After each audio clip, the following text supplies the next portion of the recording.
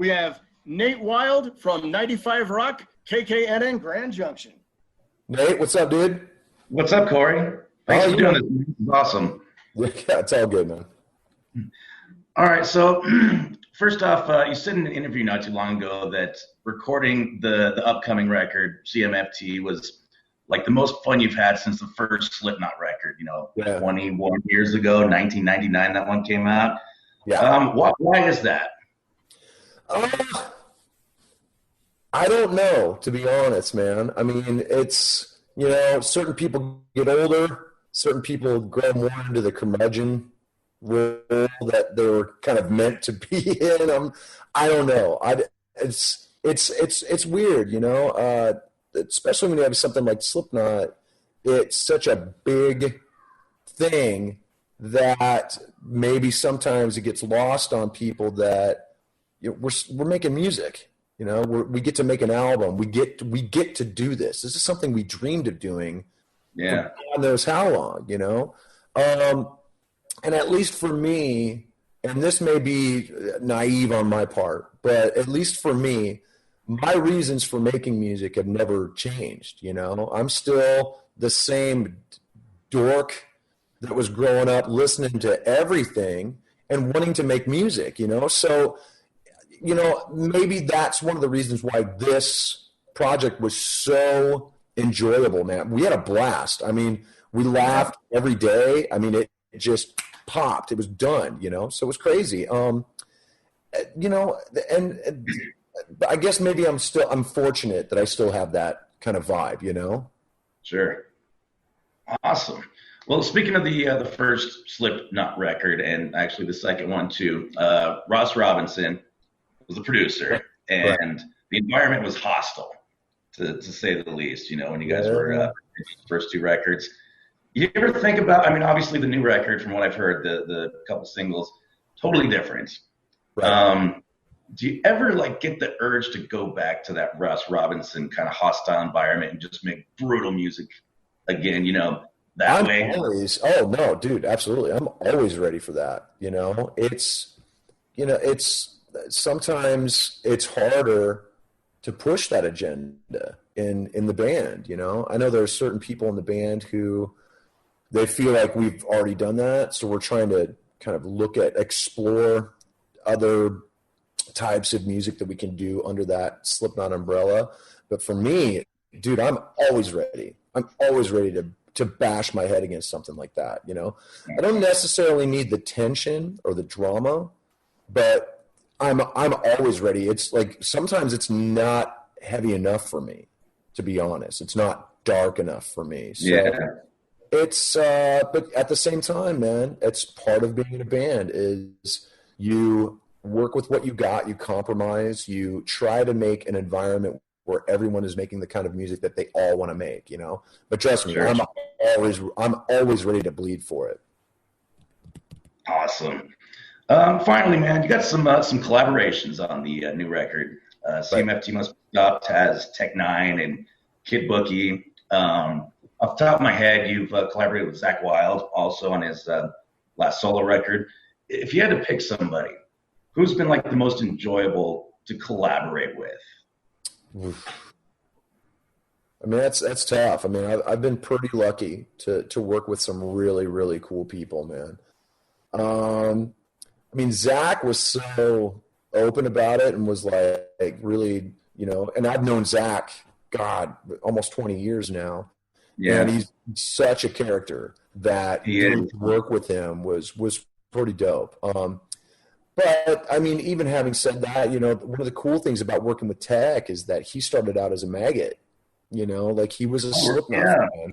Yeah, he was a massive Slipknot fan. Would come to all the shows when we would roll through KC and just, to see him kind of go from where, he started to where he is now, which is arguably one of the best in the business, man. That is rad. And to feel like maybe I had a hand in inspiring him I'm very, very thrilled about that. That's awesome, man. Well, that's about all I got, man. I appreciate it. No worries, man. All good. Up next, we've got Tommy Carroll from WGRD in Grand Rapids. All right, man. Hey, I love the hook on Black Eyes Blue, man. It's so solid. Oh, thanks, man. You know, and that double guitar part before the solo, man, I didn't see that coming. That was really cool how you guys had it panned right and left. Right. That was – no, go ahead. No, go ahead. I mean, on CMFT, towards the tail end, I see you wearing a Kiss T-shirt. Where there's a little nod to Kiss on the end of that? Yeah, it didn't mean to be, but that riff just kind of had that first 3 albums kind of feel, you know? It did, man. You know, it's such great albums, you know? Like, everybody gives them so much crap about marketing and whatnot, and people forget that, you know, like the first seven albums are so sick, dude. I mean, that band could write a riff, and not only write a riff, but there was such a cool blend of like Zeppelin and the Beatles in their music, you know, where you would have the songwriting kind of vibe of Lennon and McCartney, but then you would have these grooving riffs combined with, you know, with Peter Criss really kind of laying down like a jazzy vibe. It was sick, dude, you know? I mean, maybe that has inherently kind of inspired me when it comes to like hooky riffs and stuff, but I didn't set out to really kind of go down that road, but that riff is so grooving, man. It's rad. Yeah, when I heard it, I goes, that reminds me of those first couple Kiss records. But right. Hey, you know, with the success and experience with Slipknot, Stone Sour, being a best-selling author, now launching the solo career, you know, you got a lot of insight on how the music works and what to look out for. What advice are you giving your son Griffin and his band Vended that most parents would not normally have to give to their children who aspire to be a musician? I mean, you know, he comes to me a lot and asks me about, especially right now when everything's kind of so up in the air, and he's 17, so he's just chomping at the bit, he's bouncing off the walls, and I'm like, listen, you just all you can do right now is just concentrate on your music, write the best music you can, and when the time comes, put it out there, you know. So their big thing right now is they're talking about putting an EP out, which could be really, really cool, you know, and that band is so good that I think it'll really, you know, blow people's minds. So for me, it's really about kind of trying to teach him the right way and the things to avoid, like bad management, you know, bad business calls, stuff like that. And it happens to everybody, man. It's such a weird pitfall that you don't want your son to see, you know, you don't want to see him go through the same, you know, make the same mistakes. So it's really just kind of that stuff. And then, you know, there's other stuff like, you know, yes, you have to clean your room. You have to take care of your stuff. You can't just live in squalor and think that people are going to want to hang out with you, you know? Right. Yeah, kind of like a hopscotch thing, or like back and forth between being, you know, the rock dad and then just dad, you know? Right. Now, you've done a lot with all your bands and solo project. You're working right now. You've worked with the Foo Fighters, Apocalyptica. You made the Christmas song. Is there something on that musical bucket list that you haven't done yet, or just something in general that you'd like to accomplish? You've been doing a lot. You're a busy guy. Oh, man, dude, I don't know. Musically, I mean, I'm pretty fortunate. You know, I've really gotten to cross and do a lot of stuff and cross a lot of stuff off my bucket list. This album is really doing that.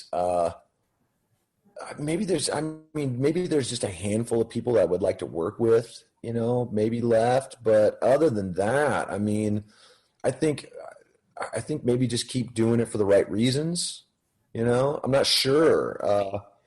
I do know that I've got enough material for 3 more solo albums. So, I mean, even if I didn't write anything new for the rest of my career, I still have enough stuff for like 3 more albums, like solo wise. So that's something I want to explore and see where I can go musically and do that. But, you know, I also, you know, there's still some stuff I want to do with Slipknot. There's still some stuff that I would love to do with outside people. I would love to do something with Eminem, which would be rad, you know, or even Ice Cube or Public Enemy, like something in that realm. But then also maybe do something. I would like to try something black metal would be sick, you know, like, so I don't know. I'm such a weirdo that I don't know, you know, we'll see what happens.